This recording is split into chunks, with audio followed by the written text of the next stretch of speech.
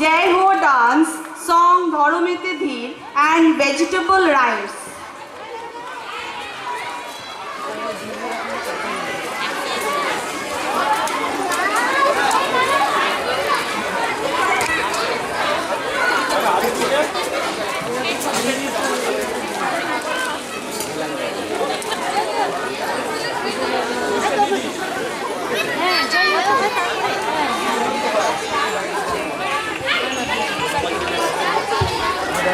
Hello, নমস্কার।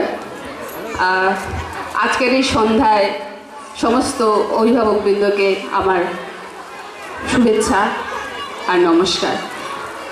আমি Balurghat district হসপিটালের অ্যাডোলেসেন্ট হেলথ ক্লিনিকের একজন কাউন্সিলর। আমার নামটা আগেই জানতে পেরেছেন, অরণ্যা ভট্টাচার্য। আজকের এই সন্ধ্যায় আমাকে চাইল্ড ডেভেলপমেন্ট, চাইল্ড সাইকোলজির উপরে কিছু বলতে বলা হয়েছে। তো সেইখানে আমি আজকে বিহেভিয়ারাল, জন্ম থেকে 18 বছর বয়স, যদিও আমরা বলি 10 বছর বয়স অবধি শিশু, কিন্তু যেহেতু 18 বছর বয়স অবধিও তারা মাইনর, তাদেরকে আমরা সাবালক বলি না বা সাবালিকা বলি না। তাই 18 বছর জুজু দেখিয়ে তাদেরকে ভয় দেখানো যায় না, যেটা 7 বছর বয়স অবধি সম্ভব। তারপরে যেটা আসে সেটা হচ্ছে অ্যাডোলেসেন্ট, 10 থেকে 19 বছর বয়স। এই 10 থেকে 19 বছর বয়স একটা ডিফিকাল্ট জার্নি বাচ্চাদের জন্য, কারণ সেই সময় তাদের ফিজিক্যাল, মেন্টাল সমস্ত ধরনের চেঞ্জেস আসে। তাছাড়াও আমরা বাচ্চাদের এই বয়সটাকে আরও কয়েকটা ভাগে ভাগ করতে পারি, যদি একটু ছোটো ছোটো ভাগে ভাগ করে নিই। জন্ম থেকে 2 বছর বয়স বাচ্চার বেড়ে ওঠা কীভাবে হয়, সে তখন দেখবেন যে বাচ্চার খুব মুখে দেওয়ার প্রবৃত্তি থাকে সব কিছু। অর্থাৎ সে মানুষকে চেনে, কোনো জিনিসকে চেনে সে মুখের মধ্য দিয়ে, তার টেস্টের মধ্য দিয়ে। যেমন ঠিক অন্য প্রাণীরা চেনে, অন্য প্রাণীরা কিন্তু দেখে চেনে না, ওদের ঘ্রাণ অর্থাৎ তাদের গন্ধ এবং তার টেস্ট, এই সব কিছুর মধ্য দিয়ে তারা অন্য জিনিসগুলোকে চিনতে শেখে। ঠিক বাচ্চাও তেমনি, সে ধীরে ধীরে সব কিছু টেস্ট করে করে সে চিনতে শেখে। 2 বছর থেকে 7 বছর এই সময়টা সে কীভাবে চেনে জগৎকে? সে চেনে ছবির মধ্য দিয়ে, বিভিন্ন ধরনের ছবি আর ছোট্ট ছোট্ট ওয়ার্ড। এই সময় সে আস্তে আস্তে ওয়ার্ডগুলোকে কালেক্ট করে, বিভিন্ন ধরনের ওয়ার্ড, বিভিন্ন ধরনের, দেখবেন যে ছোটো ছোটো বাচ্চা নকল করে কথা বলছে, অদ্ভুতভাবে হয়তো বলে দিলে, এমন একটা ওয়ার্ড বলে দিল যেটা হয়তো ভাবলে যে বাবা বাচ্চা ও কোথা থেকে শিখলো, কোথা থেকে সে আবিষ্কার করলো এই ওয়ার্ডটা। বাবা বড়রা যেরকম বলে ও তো তেমনি বলছে। এগুলো আস্তে আস্তে সে কালেক্ট করছে এবং সে সময়ের সাথে সাথে সেটা প্রয়োগ করতেও শিখে যাচ্ছে। তারপরে যেটা আসে 2 বছর থেকে, আমি যেটা বললাম 5 বছর বয়স, তারপরে আসে 7 থেকে 11 বছর। আবার যেটা এই সময় সে লজিক্যালি চিন্তা করে, সব কিছু লজিক্যালি নেয়, তখন তাকে আর অন্যভাবে বোঝানো যায় না। তারপরে স্টেজ অ্যাডোলেসেন্ট। অ্যাডোলেসেন্ট এই যে এসে সে তার ইডিওলজিক্যালি বুঝতে শেখে, তখন ওকে অন্যভাবে বোঝানো যায় না। বিভিন্ন ধরনের ফিজিক্যাল চেঞ্জেস আসে, মানসিক চেঞ্জেস আসে, বিহেভিয়ারাল চেঞ্জেস আসে।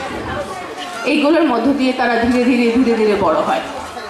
এবার যে বাচ্চাটা সুস্থভাবে স্বাভাবিকভাবে বড় হচ্ছে, আমরা অদ্ভুতভাবে তাদের মধ্যে কিছু পরিবর্তন দেখি। কিভাবে আসে এই পরিবর্তন, কিভাবে তারা পরিবর্তিত হয়, কিভাবে তাদের আচরণ পরিবর্তন ঘটে? এই আচরণের পরিবর্তনগুলো অদ্ভুতভাবে আমরা আমাদের যে সামাজিক চাপ, যে কম্পিটিশন, আজকের যুগে যে প্রতিটা মুহূর্তে তাদেরকে যে ঝড়ের মধ্য দিয়ে প্রতিনিয়ত যেতে হচ্ছে, তার মধ্য দিয়ে আসে। এবং এই বয়স, এই সময়ে এসে আমরা আরও বেশি করে দেখছি।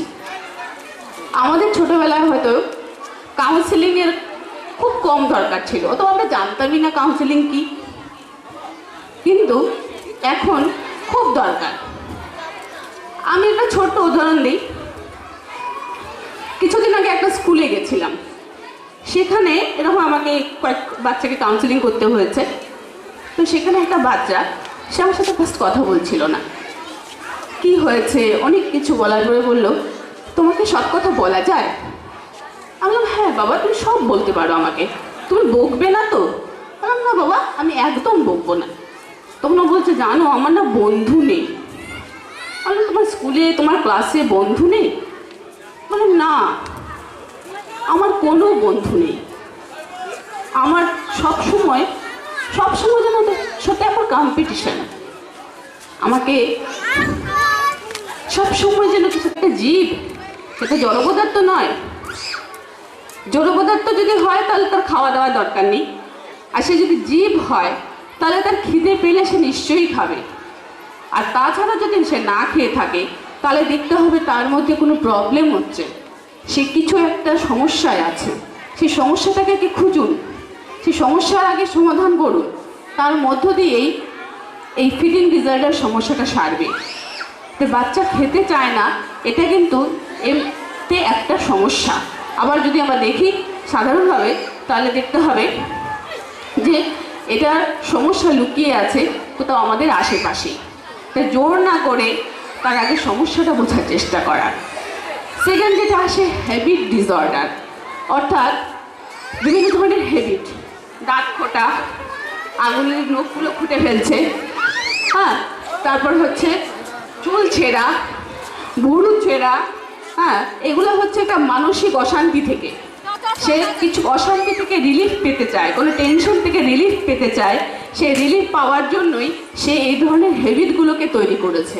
অর্থাৎ সাময়িকভাবে ধরুন একটা টেনশন হচ্ছে, সেই টেনশনের সঙ্গে সঙ্গে দেখবেন পড়তে বসলেন নখ খুঁজছে, অর্থাৎ তার ওই সময়টা টেনশন আছে, সেই টেনশন থেকে সে বাঁচার বা রিলিফ খুঁজে নিচ্ছে নখ খোটার মধ্যে। ঘুমের, আজকালকার বেশিরভাগ বাচ্চার মধ্যে দেখা যায় ঘুমের সমস্যা। রাত্রি 12টা 1টা 2টোর আগে ঘুমাতে চায় না, সকালবেলা 10টা 11টার আগে ঘুম থেকে ওঠে না, হ্যাঁ, এটাও একটা প্রবলেম। তো এই ধরনের আরেকটা রয়েছে, যেমন ধরুন এডুকেশনাল প্রবলেম, স্কুলে যেতে চায় না, পড়তে চায় না, হ্যাঁ। তো এই সমস্যাগুলা মূলে রয়েছে যে কারণ, সেই কারণগুলো খুঁজতে হবে। তার পাশাপাশি যেগুলো মেলিয়ে আসে, এগুলো তো ফার্স্ট একটা স্টার্টিং, একটা সাইন আমাদের নক করছে বারবার যে বাচ্চার মধ্যে কিছু প্রবলেম হচ্ছে, সে কোথাও একটা প্রবলেমে ভুগছে, এটা আমাদের নক করা। তারপরেই যেটা আসে সেটা হচ্ছে ডিপ্রেশন, অ্যাংজাইটি, বিভিন্ন ধরনের রাগ, খেপে যাওয়া, জিনিসপত্র ভাঙচুর করা, মিথ্যে কথা বলা। এটা কিন্তু বাচ্চাদের একটা মেজর প্রবলেম, সেটা হচ্ছে মিথ্যে কথা বলা। কেন বাচ্চা মিথ্যে কথা বলে? মিথ্যে তখনই বলে যখন সে ভয় পায়। কোনো ভয় থেকেই মিথ্যে কথা বলার সৃষ্টি হয়। তো এটা মিথ্যে কথা বলার, যখন একটা বাচ্চা মিথ্যে কথা বলছে তখন তাকে না বকে আগে সিচুয়েশনটা বুঝুন যে কেন সে আজকে মিথ্যে কথাটা বলছে। হ্যাঁ, বাড়িতে যদি কারো মিথ্যে কথা বলার প্রবণতা থাকে, বাচ্চা কিন্তু সেখান থেকেও মিথ্যে কথা বলা শিখতে পারে। কোনো ধরনের আতঙ্ক, এমন কিছু সে তার ভাবছে যে এইটা যদি আমি বলি তাহলে মা আমাকে বকবে, এটা যদি আমি বলি তাহলে বাবা আমাকে বকবে, বাবা আমাকে মারবে, এই আতঙ্ক থেকেও সে মিথ্যে কথা বলে। তারপরে যে প্রবলেমটা আসে সেটা হচ্ছে হয়তো কোনো প্রবলেম নেই, কিন্তু বাবা মাই প্রচণ্ড টেনশন করছে। বাবা মারই এত টেনশন যে সে হয়তো সুস্থ বাচ্চার পেছনেই লেগে যাচ্ছে যে তার কোনো সমস্যা আছে। হ্যাঁ, তো সেইখানে দাঁড়িয়ে আগে বুঝুন যে বাচ্চাটা সে তার ডেলি লাইফে, অর্থাৎ সে টাইম মতো স্কুলে যাচ্ছে কিনা, স্কুল থেকে কোনো কমপ্লেনিং আসছে কিনা, তার পড়াশোনাটা সে করতে পারছে কিনা, তার যে পড়াশোনা করার রেজাল্টটা ঠিকঠাক করছে কিনা, সেই রকম যদি সব কিছু সিচুয়েশন ঠিক থাকে তাহলে বাকি সব নর্মাল। হ্যাঁ, বেশি চিন্তা না করে আগে বাচ্চার সাথে বন্ধুত্বপূর্ণ ব্যাপারটা রাখুন, রেখে যদি মনে হয় যে কোনো সমস্যা কারোর সাথে আমাদের দরকার, আমরা আছি, সবসময় আপনাদের কাছে আছি। আর যদি আমার সাথে এই সেশনের পরে মনে হয় যে কোনো প্রবলেম আপনাদের আছে, তাহলে সুপ্রজিতা আছেন, ওনার সাথে যোগাযোগ করবেন, উনি বলে দেবেন কীভাবে।